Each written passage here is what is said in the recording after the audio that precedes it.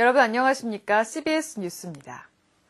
김정일 사망 이후 북한 체제는 어떻게 변화하고 우리는 어떻게 대응해야 할지에 관심이 모아지고 있습니다. 기독교 정신을 바탕으로 설립된 한반도 평화연구원이 통일 전문가들과 함께 포럼을 열어 진단해봤습니다. 이승규 기자입니다. 우선 김정은 체제에 대한 전망. 김병로 교수는 향후 1, 2년 정도는 안정적일 것이지만 점진적으로는 불안정할 것으로 내다봤습니다. 엘리트 내 저항 세력이 없고 중국이란 후견자가 든든히 버텨주고 있기 때문에 당분간은 안정적이란 전망입니다. 하지만 김정은의 리더십이 검증되지 않았고 가장 큰 걸림돌인 경제 문제 해결이 쉽지 않아 보여 체제가 불안정할 수 있습니다. 통치권을 행사는 법적으로 제도적으로 하고 있지만 실질적으로 어느 정도의 그 권력을 장악하고 있는가라는 점은 좀 다를 수 있다. 그렇다면 김정은은 어떤 정책을 펼쳐나갈까? 사회 붕괴를 우려해 개혁 개방의 가능성은 없을 것이란 전망과 중국도 요구하고 있는 만큼 개방으로 나가게 될 것이란 상반된 전망이 나왔습니다.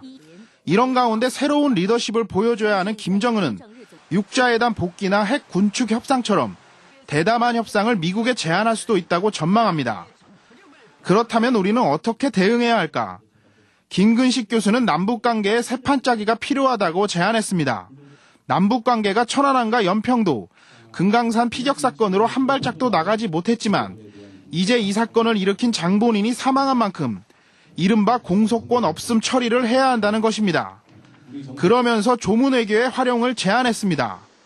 김 교수는 남북관계가 경색된 지난 2009년 김대중 전 대통령이 서거했을 때 북에서 온 특사 조문단과 이명박 대통령이 만나게 되면서 남북 정상회담 논의까지 진행했던 일을 예로 들었습니다. DJ의 죽음이 남북관계 돌파구를 만든 것처럼 저는 김정일의 죽음이 남북관계 새로운 장을 여는 돌파구가 돼야 되고 그것은 남쪽이 먼저 그런 전향적 접근을 해야 되지 않겠느냐. 통일 정책 전문가들은 내년은 북한을 신호탄으로 러시아와 중국, 일본, 미국 그리고 우리나라에서 권력의 교체가 이루어지는 시기라며 한반도의 화해 협력이 동북아 지역 평화 조성에 큰 영향을 미치게 될 것이라고 전망했습니다. CBS 뉴스 이승규입니다.